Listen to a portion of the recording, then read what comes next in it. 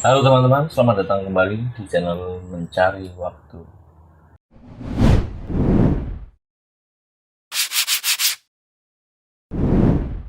Oke, pada video kali ini kami akan melanjutkan obrolan kami pada video sebelumnya tentang COVID. Lebih tepatnya bayi di COVID kan. Ya, betul. Dimulai dari mana? Dimulai dari mana ya? Pokoknya kita punya pengalaman atau cerita di era pandemi ini yang cukup menguras emosi, tenaga, waktu, pikiran, materi. Ya nggak sih? Nah, jadi awal mula itu ceritanya aku melahirkan anakku yang kedua itu tanggal 10 Desember 2020. Nah, usia 28 hari itu kebetulan tuh si kakak belum sampai 28 hari, belum nyampe. Belum ya, itu aku periksa ya, baru usia 2 minggu. Adik baru usia 2 mingguan, pokoknya 20 harian itu si kakak tuh batuk pilek, karena emang kayaknya kalau kakak tuh emang gampang batuk pilek. Enggak, tapi emang waktu itu tuh emang cuacanya juga enggak oke. Dan kecapean juga mungkin si kakak karena ngikutin ritme bapak ibunya, begadang kan habis punya adik baru. Nah, si kakak batuk, aku udah wanti-wanti sih sebenarnya, udah cemas gitu, kayak aduh ini kalau satu rumah batuk pasti ada nanti yang ketularan. Si bapak ketularan dulu ya. Bapak ketularan, tapi aku bilang, "Pak, pokoknya tidurnya dipisah dulu. Tidurnya di papa sama kakak di luar. Bapak sama papa di luar. Bapak juga harus gempur vitamin." Nah, kalau si bapaknya mah di luar, maksudnya di kamar depan gitu. Maksudnya di luar kamar. Beda kamar gitu. Nah, akhirnya si bapak sama si kakak itu pisah kamar kan sama aku sama adik. Nah, bapak tuh digempur vitamin gak sih, Pak? Kamu sempat obat sama vitamin. Akhirnya bapak tuh cuma 2 hari sembuh. Nah, kayak yang agak lama sih kakak. Ya, akhirnya kakak agak lama, semingguan pilek juga. Campur pilek. Akhirnya deng.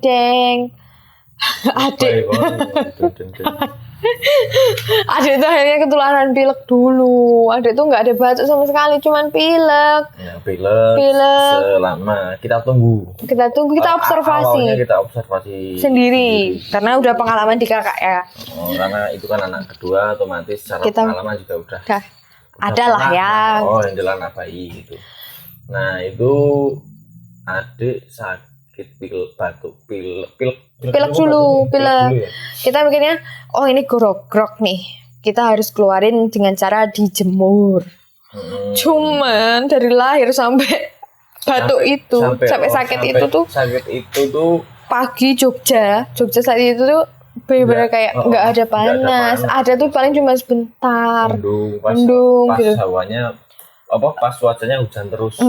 Banyak hujan, curah hujannya masih tinggi. Ada panas gitu. Nah, akhirnya jadi mau nggak mau kan pagi paling kejemur cuma berapa menit, nggak maksimal gitulah.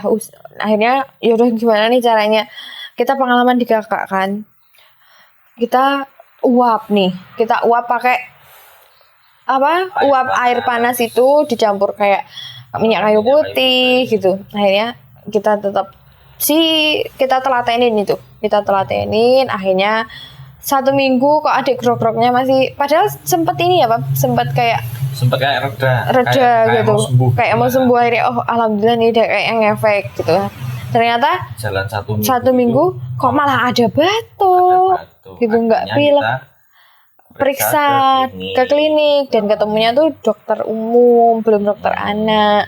Karena kita tuh mikirnya kalau kita ketemu dokter anak di masa pandemi kayak gini, yang buka praktek sendiri, praktek mandiri itu masih jarang, dan kalau ke rumah sakit itu kita masih was-was gitu. Akhirnya oke lah kita ke klinik yang kalau adanya dokter umum ya dokter umum gitu.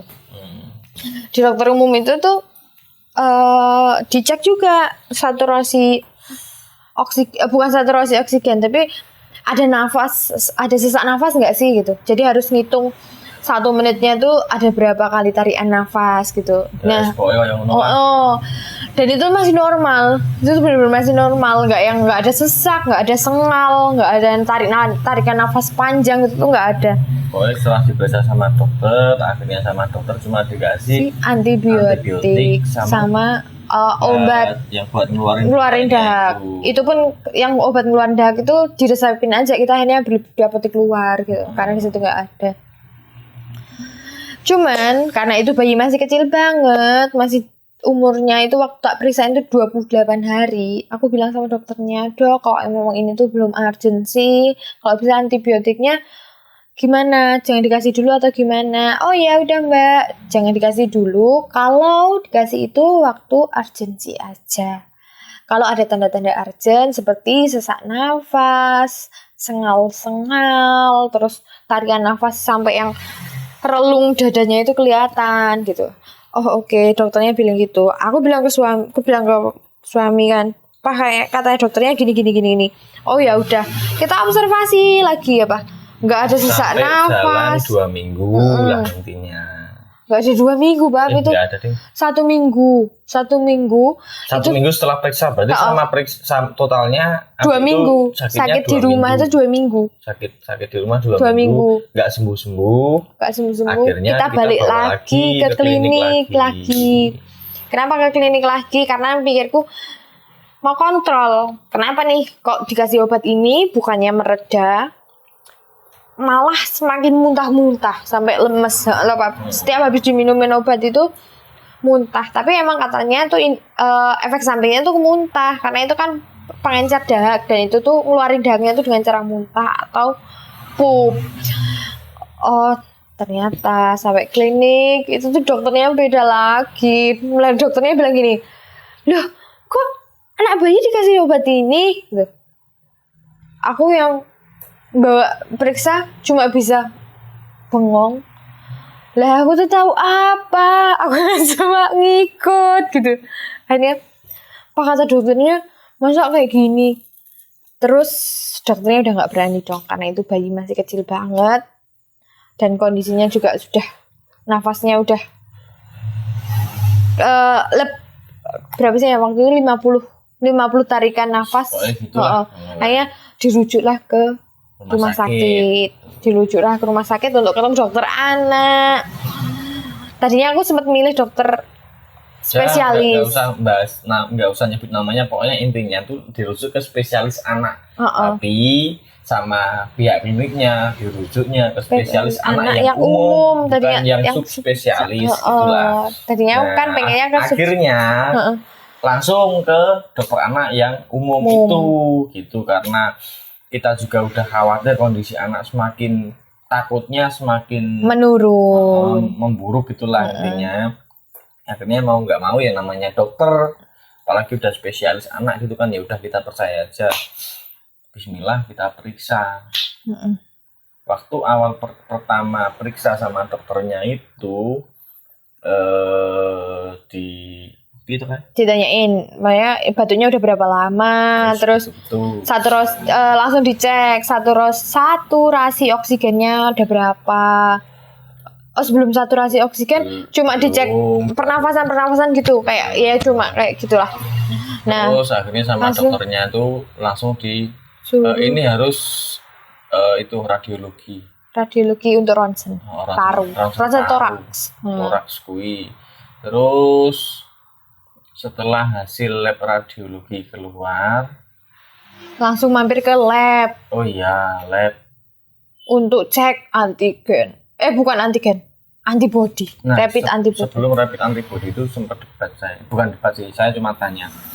Jadi, "Dok, bukannya antibody itu udah nggak dipakai ya, karena sekarang larinya ke antigen?" Jawaban dari dokternya itu, Kasihan Pak kalau anak bayi disuruh antigen karena kan nanti dicolok-colok hidungnya. Mending di antibody dulu, nanti kita observasi dari sampel darahnya gitu. Oh ya udah, kita nurut aja. Akhirnya radiologi, setelah radiologi kita mampir lab untuk cek antigen cek ambil sampel darah untuk cek antibody. Nah, dari hasil antibodinya itu negatif, ya kan? Dari hasil antibodinya negatif, terus hasil ronsennya tuh ada bayang bercak gitulah. Ada bercak putih, bayang-bayang putih itu di paru. Nah, terus dokternya bilang lagi, Pak, ini karena musimnya lagi kayak gini, harus masih 50-50 nih kondisinya. 50-50 gitu. Ada yang mengarah ke pneumonia, 50% lagi mengarah ke COVID. Nah, akhirnya untuk memastikan walaupun si antibodinya itu kita negatif, tapi kan ada bercak paru. Si dokter itu akhirnya merujuklah si anak, si bayi itu ke IGD. Setelah itu keluar, itu langsung diarahin ke IGD. Pak, sekarang bapaknya daftar ke IGD untuk daftar rapid antigen. Nah, tadi kan sebelum rapid antibody, saya udah tanya, kenapa nggak ke antigen? Dia jawabnya kasihan, gitu kan. Setelah ya udah kita nurut di antibody, setelah antibody antigen. Nah, ya udah nggak apa-apa lah demi kesembuhan anak saya mikirnya gitu kan. Jadi saya daftar ke IGD, sampai IGD, dokter IGD-nya bilang, Pak, ini nanti misal hasil lab antigennya positif, nanti kita carikan ruang isolasi untuk suspek COVID. Jadi di ruang yang ruang isolasi COVID lah. Ruang isolasi COVID. Di ruang inap isolasi COVID. Tapi misalkan negatif, nanti tetap dirawat. Tapi ruangnya bukan yang ruang COVID, ruangnya yang biasa. Bangsal umum. Tapi juga yang istilahnya yang tempat terawat inap yang ya termasuknya isolasi juga. Tapi isolasi bukan yang isolasi COVID gitu bukan kan. Suspek gitu. Karena diagnosa yang 50%-nya itu kan pneumonia yang penyakit paru, jadi harus yang udara bersih gitulah. Biar nggak tertular ke yang lain-lain gitu, penyakit lain gitu. Nah, karena kita pasien BPJS, dari pihak rumah sakitnya tuh bilang, nanti misalkan ini negatif, yang cover BPJS. Tapi kalau positif COVID, nanti yang cover dari Kementerian Kesehatan. Ya kan, udah langsung ya udah. Tapi kita waktu di IGD tuh daftar pribadi deh. Untuk bayar antigen antibody. Semua antigen antibodinya kan kita bayar pribadi. Cuman kalau yang untuk rawat inap kan karena kita punya kartu BPJS, jadi kita gunain gitu loh, kita maksudnya apply gitu ya. Dan kita di IGD tuh diisolasi loh. Nah, waktu di IGD setelah dicek, kebetulan saya sendiri yang nemenin si anak dicek antigen. Karena aku nggak tegaan. Terus hasilnya lab keluar itu negatif kan. Itu udah lega sih sebenarnya. Udah lega, dari situ udah lega. Beberapa saat kemudian ya dipanggil dari pihak perawatnya ke ruang administrasi, itu langsung disodorin itu tanda tangan persetujuan bahwasanya dari pihak keluarga menyetujui kalau rawat inap di ruangan isolasi yang suspek COVID. Bajingan banget itu. Di situ saya udah kayak ngamuk, kayak mau ngamuk itu. Mau marah nggak bisa. Saya itu bingung, waktu itu bingung, mau marah nggak bisa, mau nangis juga nggak bisa. Ingat nggak sih ada penjelasan dokter IGD itu bilang gini, ya ini kan nggak menutup kemungkinan, soalnya Pak, kalau antigen sudah negatif, antibodi negatif, itu masih ada 10% dari 100%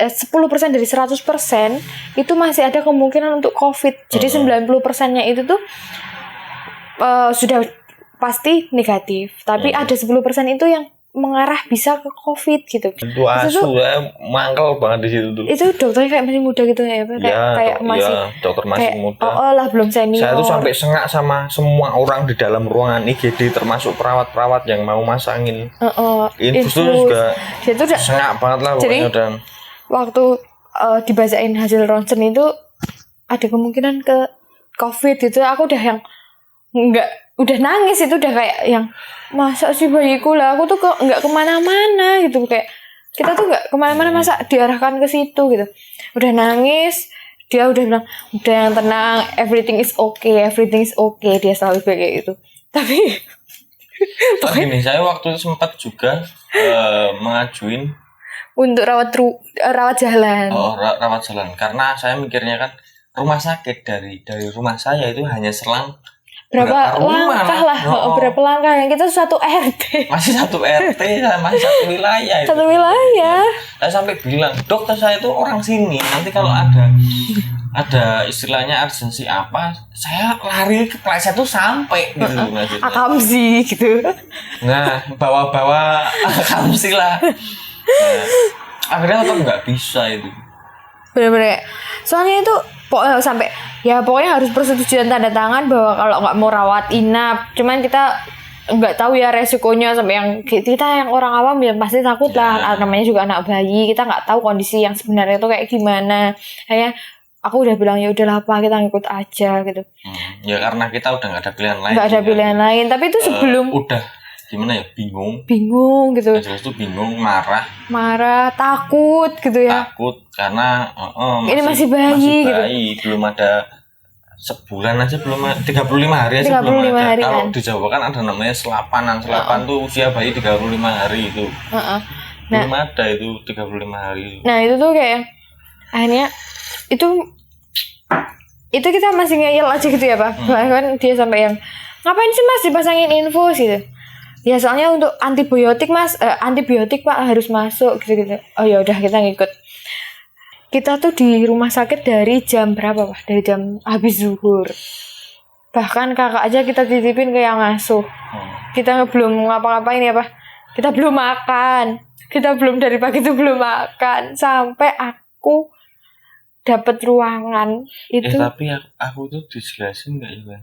Apa sih? Sing masalah ruangan suspek COVID itu.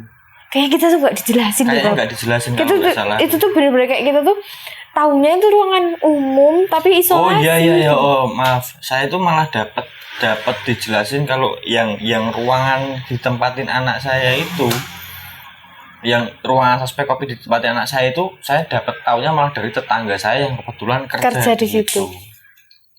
Kita cuma taunya dari pihak rumah sakit, dari pihak perawat yang nyodorin tanda tangan juga gak menjelaskan. Jadi sampai aku menginjakkan kaki ke kamar itu aku tuh nggak tahu yang ini tuh ruangan COVID itu nggak tahu. Aku tahunya cuma ini ruangan isolasi untuk pasien yang mungkin lebih rentan untuk bisa ketularan apa-apa gitu. Nah akhirnya sampai aku dijemput jam 10-an akhirnya lobby udah sepi, lobby rumah sakit udah sepi, IGD juga cuma ada 2 pasien kayaknya ya Pak. Iya. 2 pasien, ada 1 perawat itu benar-benar lengkap pakai APD COVID itu masuk ke ruanganku yang di IGD itu bilang, Mbak sudah ya, mohon maaf Bu sudah ya kita pindah ruangan gitu. Akhirnya dia bawa kursi roda, aku gendong adik. Ini udah sempat pulang juga karena dekat, nyiapin peralatan yang harus aku bawa. Itu kita menuju lantai yang itu. Ternyata itu lantai yang untuk perawatan positif COVID dan suspek COVID gitu. Aku tuh baru tahu. Bahkan masuk ruangannya itu tuh kan kayak di bangsal, kayak di ruangan ada pintunya sendiri gitu, dan lorong gitu. Kamar gitu. Tapi kamarnya emang sendiri dan itu mungkin kayak kelas 1 gitu ya. Jadi kayak kamar mandinya sendiri, di situ ada TV-nya. Emang kamarnya tuh nyaman, tapi kan ya senyaman-nyamannya itu aku nggak bisa lihat kapan pagi, kapan sore, kapan malam gitu kayak ya ampun aku stres banget itu kayak malam pertama aku gak bisa tidur dan aku tuh gak bawa persiapan apa-apa. Aku cuma mau bilang ke perawatnya aku keluar kamar untuk keluar ruangan lorongnya itu kan ada pintu lorongnya. Aku keluar, perawatnya tuh kaget. Wah, Bu, mohon maaf nggak boleh keluar ya. Lah aku tuh kenapa? Aku tuh nggak sakit. Bahkan aku tuh ninggalin anak bayi itu sendirian loh di kamar. Aku cuma mau minta apa? Spray. Itu belum dispray itu kamarnya. Akhirnya aku bilang ke suami, Pak, aku kuat nggak ya di sini. Aku seumur tuh opnam di rumah sakit tuh baru pertama kali itu pas kecil. Ini jagain anak bayi dan sendirian. Suamiku nggak boleh masuk. Pak, aku dibawain ini aja deh, selimut dan lain-lain. Dibawain selimut, dibawain makan. Itu suami cuma bisa nganterin di depan pintu lorong. Ngedropnya tuh di depan pintu lorong. Dan aku tuh gak bisa lihat Moyo. Gitu. Dan akhirnya dan sampai sekarang detik ini saya ingat kejadian itu pun saya masih emosi. Bahkan ini aku cerita tuh kayak mending nih udah gak sedih ya. Tapi itu jatuhnya lebih ke mangkel orang sih Pak. Iya. Karena gini, kalau kemarin tuh jatuhnya kayak ke meratapi, sedih. Kok aku aduh anakku yang pertama itu bener-bener sama dia tuh di rumah berdua. Kita cuma bisa video call tiap hari, tiap detik. Pak, ini adik muntah, Pak, ini adik jamnya suntik antibiotik, Pak, di sini aku makannya sama ini nggak enak, ini. Ya walaupun itu bergizi ya, tapi kan namanya makan rumah sakit tuh hambar, apalagi mungkin yang di itu ruangan itu, jadi kayak bener-bener nggak enak banget. Nah, ada yang aneh lagi, setahu saya kalau ada satu anggota keluarga yang suspek COVID, itu satu keluarga screening semua. Setahu saya loh, dari beberapa pengalaman kerabat atau temen yang pernah atau gitu, penyintas COVID gitu. Nah, tapi saya sekeluarga tuh enggak. Bahkan aku aja bahkan dia yang nunggu satu ruangan diisolasi sama anak saya yang kedua. Aku nggak dites apa-apa. Nggak dites apa-apa. Antigen juga enggak, PCR juga enggak. Nah, itu yang tanda tanya. Tanda tanya. Nah, akhirnya malam dan setiap misalkan dia, Pak, tolong kirimin aku makan atau ambilin aku baju ganti atau bajunya adik itu, saya bisa ketemu sama dia. Akhirnya ya, itu hari ketiga. Hari ketiga apa? Hari kedua ya tak kirimi panganan. Enggak, maksudnya kita ketemu gitu yang hari pertama kan nggak boleh tuh. Kamu bener-bener kayak ngedrop di depan lorongnya. Di depan lorong. Yeah. Hari ketiga itu udah hari kedua sore itu udah bisa kayak perawatnya tuh udah bodoh amat gitu kayak ya udah Pak. Awalnya juga saya waktu masuk ke ruang itu udah kayak ngeyel. Depan tuh saya udah ngeyel, udah sengak saya tuh, biarin mau, soalnya saya udah janggal gitu loh maksudnya tuh. Nah, udahlah. Pokoknya singkat cerita, melewati 2 kali PCR, adik negatif. Akhirnya boleh pulang tanpa dijelaskan diagnosanya yang apa beneran tuh apa gitu, pneumonia atau hanya batuk biasa gitu. Atau apa, soalnya kalau mau diagnosa ke COVID udah gak mungkin karena PCR 2 kali udah negatif. Dan gini, jadi tuh kayak aku tuh di perawatan di situ tuh benar-benar cuma nungguin hasil PCR. Jadi kayak hasil PCR-nya itu kan dilakukan 1 hari setelah aku menginap di situ. Terus nunggu 2 atau 3 hari. Terus habis itu hari berikutnya itu PCR lagi. Yang bilangnya hasilnya kapan ya, Sus? Hasilnya 2-3 hari. Oke, kita tunggu 2-3 hari. Ternyata belum ada. Dan adik itu benar-benar kayak udah sehat gitu ya, Pak. Nggak ada batuk, nggak ada pilek, nggak ada apa-apa. Sampai suatu kejadian tuh si infus itu, si tangan bayiku itu tuh bengkak. Itu karena Ya namanya orang dewasa aja kalau infus kelamaan aja kadang bengkak ya kan, buat gerak-gerak dan lain-lain. Itu tuh adik tuh sampai bengkak. Antibiotik udah masuk 4 hari. Itu udah hari kelima, PCR ku belum hasil. Aku udah ngeyel. Sus, anakku udah sehat. Aku cuma mau nunggu hasil PCR ku. Aku juga cuma mau nunggu ketemu konsul dokternya lagi. Sampai aku tuh mau minta ganti dokter, ternyata nggak bisa. Nah, dia susternya itu mau ngeyel, mau masangin. Ya udah ini dilepas ya Bu, nanti untuk pasang infus lagi di tangan yang sebelahnya. Itu infus buat apa? Adik itu udah sehat gitu. Nah kalau misalnya mau butuh antibiotik lagi ya udahlah yang oral atau yang apa, jangan ditusuk-tusuk lagi, anakku udah cukup, aku bilang gitu. Akhirnya ya nanti ya Sus, nanti kalau udah ketemu dokternya aku pending dulu gimana, aku bilang gitu. Oh ya udah kalau gitu.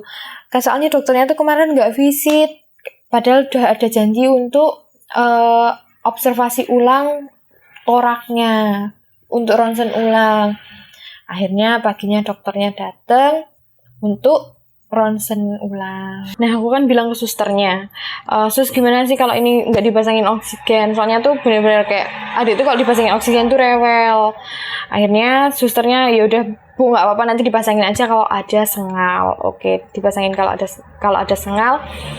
Nah akhirnya alhamdulillah itu bener-bener di jam 3-an itu susternya ngirimin surat hasil PCR ke WA bentuk PDF gitu 2 kali. Sebelumnya emang aku tanya-tanya sih, udah ada belum hasil lab, hasil ronsen, hasil PCR, dan itu baru dikirim jam 2-an. Hasil labnya hasil PCR-nya sudah ada Bu, alhamdulillah. Adik juga hasilnya sudah baik karena ronsennya juga sudah ada perbaikan, hasil lab darahnya juga sudah bagus dibanding kemarin. Adik sudah boleh pulang. Aku langsung buru-buru telepon papanya, Pak, alhamdulillah adik udah boleh pulang. Cuman ini baru diurus administrasinya. Jadi kayak kemungkinan masih nunggu dulu. Tapi kamu prepare ya sama buat jemput aku gitu. So, intinya udah itu aku udah prepare. Sore dia ngabarin aku udah ke rumah sakit. Dari sore sore ke rumah sakit udah bisa jemput. Ketemulah di depan lorong apa namanya, yang ruangan khusus isolasi COVID itu, suspek COVID itu. Terus udah kita turun. Dia bilang kita suruh ngapain mah, udah nanti aja belum gitu ya. Waktu itu di administrasi yo. Administrasi cuma dikasih obat, dibawain obat antibiotik lanjutan sama vitaminnya itu suruh diminumin. Nah tapi ada anehnya lagi, itu sebelum pulang kita dimintain akte. Jadi itu ternyata biaya selama ini itu di cover sama Kemenkes. Jadi belum bilang gitu. Jadi awalnya dimintain akte untuk klaim ke Kementerian Kesehatan. Intinya gitulah. Benar. Aku udah diingat waktu awal ngomong kan, kalau negatif tuh yang dipakai. Kalau negatif COVID, negatif antigennya negatif, nanti di ruang isolasi, tapi yang cover BPJS. Tapi kalau positif nanti di ruang COVID, isolasi COVID, yang cover Kementerian Kesehatan gitu. Nah ini anakku negatif, tapi kok yang cover Kementerian Kesehatan. Dimintain akte, nomor akte itu, NIK akte itu. Sedangkan kita belum bikin ya, belum sempet. Mau dibuat klaim ke Kementerian Kesehatan. Sedangkan kita belum bikin karena itu benar-benar anak baru lahir. Dan kita fokus ke sempat sakit juga, kita kan mikirnya ke yang anak yang sakit dulu lah gitu. Akhirnya kita kasih dulu, suruh ninggal KTP dulu. Pertamanya suruh ninggal KTP. Nah aku bilang, kok ninggal KTP, nanti urus aktenya gimana gitu. Akhirnya ya udahlah, nanti Yang penting kita pulang dulu, nanti urusan itu biar kita kirimkan aja aktenya adik kalau kita urus. Berapa hari apa kita ngurusnya apa? 2-3 harian lah pokoknya. Kita daftar ngurus aktenya online kan. Di Dukcapil via online bisa langsung ke jadi beberapa hari gitu. 2-3 hari langsung jadi dapat nomor aktenya, kita kirimin lah intinya. Akhirnya singkat cerita waktu kita kontrol, kita beda dokter. Aku milih nih dokternya. Awalnya kan mau ke dokter yang sama gitu. Cuman kebetulan waktu itu dokternya pas udah pulang apa gimana? Pokoknya kalau nggak pas lagi nggak praktek atau udah pulang gitu. Nah akhirnya kita pulang kan. Waktu kita pulang lagi, nah pas besoknya tuh kita datang lagi ke rumah sakit niatnya mau kontrol. Tapi kita mau pindah ke dokter subspesialis yang respirologi yang buat paru-paru apa spesialis paru gitulah intinya. Waktu masuk ke dokternya itu ditanyain, kita ceritain kan bla bla bla bla bla. Sampai kaget. Hah, ini tuh dari rawat inap lantai ini gitu. Bukan itu lantai ini ya. Pokoknya gitulah. Sampai dokternya sendiri tuh bilang, "Oh, di Covid kan ya." Ini benar-benar demi Allah, demi Tuhan. Ini bayi di Covid kan ya? Itu dokternya sendiri yang bilang, bukan kita. Sampai kita yang hah gitu. Udah ya intinya yang penting anakku udah sembuh. Sih sebenarnya kita mengikhlaskan. Cuman walaupun kalau yang denger tuh sempat yang ternyata Covid dibisniskan itu memang ada gitu ya. Ya emang jadi bisnis gitu. Kita bukan di sini bukan bilang kalau Covid itu nggak ada. Covid tetap ada. Cuman ada bisnis di balik itu juga gitu. Nah, anehnya lagi tetanggaku yang ngasih tahu, yang tadi saya bilang ngasih tahu bahwa ruangan lantai tersebut adalah pasien suspek Covid itu kan tetangga yang kerja di rumah sakit tersebut. Itu waktu malam hari itu ketemu saya, tanya, "Mas, anak oleh bantuan Covid ra?" gitu. Kayak dana spesial gitu.